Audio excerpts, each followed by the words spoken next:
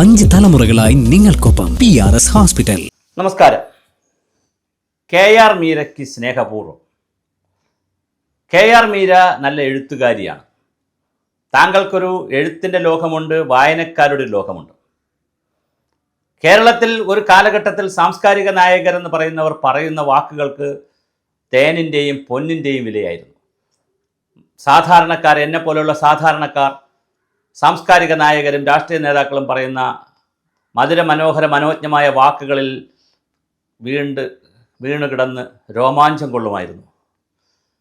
കാലം പോയി ആഗോളവൽക്കരണത്തിൻ്റെയും കോർപ്പറേറ്റ് വൽക്കരണത്തിൻ്റെയും പുതിയ യുഗത്തിലേക്ക് ലോകം കടന്നപ്പോൾ ക്യൂവിൽ നിന്നാൽ മുമ്പേ നിൽക്കുന്ന ആളിന് ഇറച്ചി കഷ്ണം ഇറച്ചി കിട്ടുമ്പോൾ, ചിക്കൻ കിട്ടുമ്പോൾ, ബീഫ് കിട്ടുമ്പോൾ പുറകിൽ നിൽക്കുന്നവന് എല്ലിൻ കഷ്ണമെങ്കിലും കിട്ടുമെന്ന് പറഞ്ഞ് ക്യൂവിലേക്ക് ആളെ കൂട്ടുന്ന പട്ടാളത്തിലെ പോലെ ഈ ആഗോളവൽക്കരണത്തിൻ്റെ എന്തെങ്കിലുമൊക്കെ അപ്പക്കഷ്ണം കിട്ടുമെന്ന് പറഞ്ഞ് പരന്നോടുന്ന സാംസ്കാരിക നായകരെയും സാമൂഹ്യ പ്രവർത്തകരെയും കാണുന്ന വർത്തമാനകാലത്ത് ഒരു വലിയ അശ്ലീലമായി മാറുകയാണ് താങ്കളുടെ പ്രസ്താവനകൾ.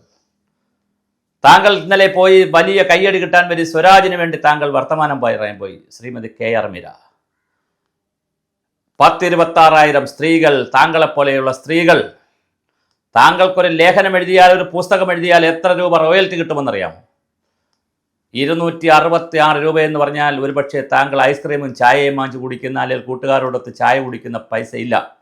ആ 250 രൂപയ്ക്ക് അശ്രാന്തമായ നിശബ്ദതയോടുകൂടി കഴിഞ്ഞ എത്രയോ വർഷങ്ങളായി വീടാന്തരം കയറിയിറങ്ങി കോവിഡ് ഉൾപ്പെടെയുള്ള സകല രോഗങ്ങളെയും പ്രതിരോധിച്ച 26,000 വരുന്ന വീട്ടമ്മമാരും സഹോദരിമാരും തെരുവിൽ മഴയും വെയിലും ചൂടും കാറ്റും തണുപ്പുമേറ്റ് ഒരു ഭരണകൂടത്തിൻ്റെ പീഡനങ്ങളേറ്റ് അലയുകയാണ്. 100 ദിവസത്തിലധികമായി അവർ സെക്രട്ടേറിയറ്റ് നടയിൽ വല്ലാത്ത രൂപത്തിൽ കഴിയുകയാണ്. അവർ കേരള സമൂഹത്തിൻ്റെ ഓരോ വീടുകളും കോണുകളും തെരുവോരങ്ങളും കടകളും സ്ഥാപനങ്ങളും എല്ലാവരുടെയും പടിപ്പുരങ്ങളിലെത്തി, മുറ്റങ്ങളിലെത്തി കരയുകയാണ്. 26,000 വരുന്ന സ്ത്രീകളുടെ പ്രതിനിധി സംഘം ഞങ്ങൾക്ക് മാന്യമായൊന്ന് ജീവിക്കാൻ, ഞങ്ങൾക്കൊരു വസ്ത്രം വാങ്ങാൻ, ഞങ്ങൾക്ക് നല്ലതുപോലെ ഒന്ന് ഓഫീസിൽ പോകാൻ, ഞങ്ങൾക്ക് ഭക്ഷണം കഴിക്കാൻ, ഒരു ബാഗ് വാങ്ങാൻ ഞങ്ങൾക്ക് 250 രൂപ തികയില്ല ഒരു ദിവസത്തെ, ഞങ്ങൾക്ക് അന്നത്തിന് പൈസ വേണമെന്ന് കരയുമ്പോൾ അത് കാണാൻ എവിടെയാണ് KR മീരമാർ? നിങ്ങൾ നിലമ്പൂരിൽ പോയി സ്വരാജിന് വേണ്ടി വലിയ വെല്ലുവിളിച്ചല്ലോ, വലിയ വാഗ്വാദമായിരുന്നല്ലോ. സ്വരാജിനെ ജയിപ്പിച്ചില്ലെങ്കിൽ കേരളം മുങ്ങി അറബിക്കടലിൽ താഴ്ന്നു പോകുമെന്നൊക്കെ ഇന്നലെ പറഞ്ഞല്ലോ. സ്വരാജിനോട് ഒപ്പമിരുന്ന് നിങ്ങൾ സെൽഫി ഇട്ടല്ലോ. എനിക്ക് സ്വരാജിനോടൊന്നും ഒരു എതിർപ്പുമില്ല. പക്ഷെ നിങ്ങളെ പോലെയുള്ളവരോട് വലിയ എതിർപ്പാണുള്ളത്.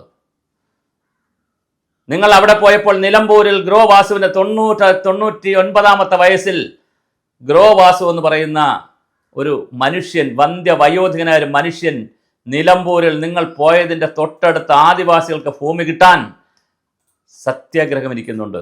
അവിടെ പോയോ KR മീര? നിങ്ങളും നിങ്ങളോടൊപ്പമുള്ള കുറേ ആളുകളും, വൈശാഖനും അശോകൻ ചരുവിലും ഉൾപ്പെടെയുള്ള കുറേ ആളുകളുടെ ഫോട്ടോ ഇട്ടുകൊണ്ടൊരു പോസ്റ്റർ താങ്കളുടെ ഫേസ്ബുക്ക് ഹാൻഡിലും ഒരുപാട് ഫേസ്ബുക്ക് ഹാൻഡിലുകളിൽ വരുന്നുണ്ട്. സാംസ്കാരിക നായകരെന്ന് പറഞ്ഞിട്ട് അത് എണ്ണി നോക്കുമ്പോൾ ഈ സർക്കാരിൻ്റെ ആനുകൂല്യം പറ്റാത്ത, സർക്കാരിൻ്റെ അക്കാഡമിക് കമ്മിറ്റികളിൽ ഇരിക്കാത്ത, സർക്കാരിൻ്റെ സാംസ്കാരിക സ്ഥാപനങ്ങളുടെ മേലധ്യക്ഷന്മാരായിട്ടോ കമ്മിറ്റികളിലോ ഇരുന്ന് സർക്കാരിൻ്റെ പണം പറ്റാത്ത ആരെങ്കിലും ഉണ്ടോ? സച്ചിദാനന്ദനെ പോലെ സർക്കാരിൻ്റെ സാംസ്കാരിക സമിതിയിൽ ഇരുന്നിട്ടും ഉച്ചസ്ഥൈര്യം തൻ്റെ അനുഭവങ്ങൾ പറയുന്ന, തൻ്റെ നിലപാടുകൾ പറയുന്ന സച്ചിദാനന്ദന്മാർ ഇനി കേരളത്തിൽ ഉണ്ടോ? മീരമാരുടെ ആവശ്യമില്ല ഈ സമൂഹത്തിന് വേണ്ടി ഒപ്പിച്ചെഴുതി, സമൂഹത്തിൽ നിന്ന് പൈങ്കിളി കഥകളും അല്ലാത്ത കഥകളും എല്ലാം എഴുതി, സമൂഹത്തിൽ നിന്ന് കിട്ടുന്നതെല്ലാം വാങ്ങി ഉച്ചിഷ്ടം പോലെ കഴിച്ചതിന് ശേഷം സമൂഹത്തെ ചവച്ച് തുപ്പി കരിമ്പിൻ ചണ്ടി പോലെ കളഞ്ഞിട്ട് ഇതുപോലത്തെ തെമ്മാടിത്തരങ്ങൾ കാണിക്കുന്ന രീതിയിലേക്കുള്ള പ്രസ്താവനകളുമായിട്ടാണ് വരുന്നത്. എന്താണ് KR മീര പറയുന്നത്? നിങ്ങൾ അറിഞ്ഞോ? അവിടെ അവസാനം വന്നപ്പോൾ പണത്തിൻ്റെയും വർഗീയതയുടെയും തെരഞ്ഞെടുപ്പല്ലേ? എല്ലാ തത്വാധിഷ്ഠിത രാഷ്ട്രീയവും അവിടെ പോയില്ലേ?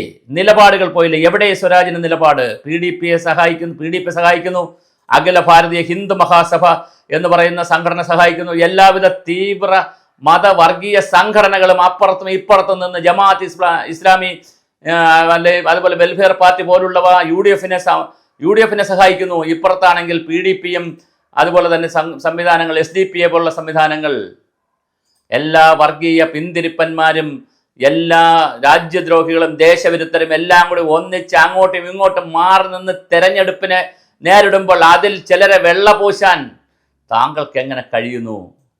ദീപസ്തംഭം മഹാശ്ചര്യം, എനിക്കും കിട്ടണം പണം.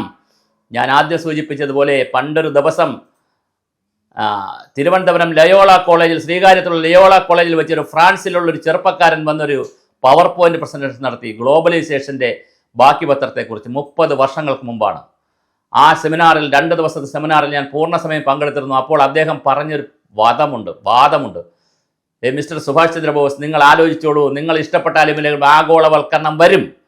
ആഗോളവൽക്കരണത്തിൻ്റെ ഭാഗമായി നവ ലിബറൽ സിദ്ധാന്തങ്ങൾ ഇവിടെ വരും, സ്വകാര്യവൽക്കരണം വരും. അപ്പോൾ ഞാൻ ചോദിച്ചു എന്ത് സംഭവിക്കുന്നു ചോദിച്ചപ്പോൾ അദ്ദേഹം പറഞ്ഞൊരു വാക്കുണ്ട്.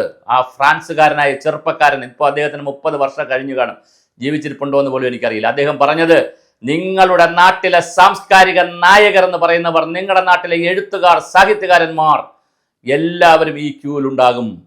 ഞങ്ങൾക്കും വേണം സ്ഥാനങ്ങൾ, ഞങ്ങൾക്കും വേണം പദവികൾ, ഞങ്ങൾക്കും വേണം ഫാക്കൽറ്റികൾ, ഞങ്ങൾക്കും വേണം കാശ്, ഞങ്ങൾക്കും വേണം അംഗീകാരങ്ങൾ, ഞങ്ങൾക്കും വേണം പത്മശ്രീ. രാജ്യത്തിൽ നിങ്ങളുടെ രാജ്യത്തിലെ പദവികൾ എന്താണ്, നിങ്ങളുടെ രാജ്യത്തിലെ അംഗീകാരങ്ങൾ എന്താണ്, അവാർഡുകൾ എന്താണെന്ന് പറയുന്ന ക്യൂവിൽ എല്ലാവരും ഉണ്ടാകും. മിസ്റ്റർ സുഭാഷ്, ഒരാളും ആ ക്യൂവിന് വെളിയിലായിരിക്കത്തില്ല. താങ്കൾ എഴുതി വെച്ചോളൂ. ആ സായിപ്പിന് ഒരു നമോവാഹം. ഈ ആഗോളവൽക്കരണത്തിൻ്റെ, കോർപ്പറേറ്റ് വൽക്കരണത്തിൻ്റെ യുഗത്തിൽ നിങ്ങളൊക്കെ എഴുതി പിടിപ്പിക്കുന്നത്, നിങ്ങൾ എഴുതും, നിങ്ങൾ എന്തെഴുതും? തമ്പുരാന്മാരെയും അതുപോലെ തന്നെ ഇവിടുത്തെ ഒരുപാട് കാര്യങ്ങൾക്കെതിരെയൊക്കെ നിങ്ങൾ എഴുതി ഇക്കിളിപ്പെടുത്തും ജനങ്ങളെ. എന്നിട്ട് അശരണരായ പാവപ്പെട്ട ആളുകൾ, ദളിതന്മാർ, ആദിവാസികൾ, പട്ടികജാതി വർഗ വിഭാഗങ്ങൾ, സ്ത്രീകൾ, കുട്ടികൾ, അവരുടെ വേദന കണ്ണുനീരായി മാറുമ്പോൾ നിങ്ങൾ എവിടെയാണ് ഇരിക്കുന്നത്? ഇനിയും നിങ്ങൾ എഴുതും, നിങ്ങൾ സ്വരാജ്യമാർക്ക് വേണ്ടി സംസാരിക്കും. നിങ്ങൾ സ്വരാജിനോട് ഞാൻ പറഞ്ഞല്ലോ, എനിക്ക് ഒരു എതിർപ്പുമില്ല, പക്ഷെ നിങ്ങൾ അവിടെ പോകാൻ പാടില്ലായിരുന്നു. നിങ്ങളെപ്പോലുള്ള സാഹിത്യ സാംസ്കാരിക നായകന്മാർ ഇങ്ങനെ പോകാൻ പാടില്ല. നിങ്ങൾ ഇലക്ഷനുകളിൽ പോയി പക്ഷപാതിത്വം കാണിക്കാനുള്ളവരല്ല. നിങ്ങൾ കാര്യം അങ്ങനെ. പിന്നെ വേറെ നിങ്ങൾ വർഗബോധമാണ് കാണിക്കുന്നതെങ്കിൽ ആര്യാടൻ ഷൗക്കത്തിന് വേണ്ടി പോണ്ടേ? അദ്ദേഹമല്ലേ സാഹിത്യരംഗത്ത് നിൽക്കുന്ന ആൾ. അപ്പോൾ നിങ്ങൾക്ക് വർഗബോധമല്ല പ്രധാനം, നിങ്ങൾക്ക് രാഷ്ട്രീയമോ അല്ല പ്രധാനം. രാഷ്ട്രീയത്തിനാണെങ്കിൽ നിലപാടുകൾ ഉണ്ടാകും. ഓരോ വിഷയങ്ങൾക്കനുസരിച്ചുള്ള നിലപാടുകളും ചർച്ചകളും പ്രതികരണവും ഉണ്ടാവും. രാഷ്ട്രീയമാണ് നിങ്ങൾക്കുള്ളതെങ്കിൽ നിങ്ങൾക്കൊരു ഇടതുപക്ഷ രാഷ്ട്രീയവുമില്ല, ഒരു രാഷ്ട്രീയവുമില്ല. നിങ്ങൾക്ക് വ്യക്തിയാധിഷ്ഠിതമായ വ്യക്തിപൂജകളും അതിൻ്റെ അടിസ്ഥാനത്തിൽ എന്തെങ്കിലും കിട്ടുകയാണെങ്കിൽ മീരമാർ വാങ്ങിച്ചോളൂ.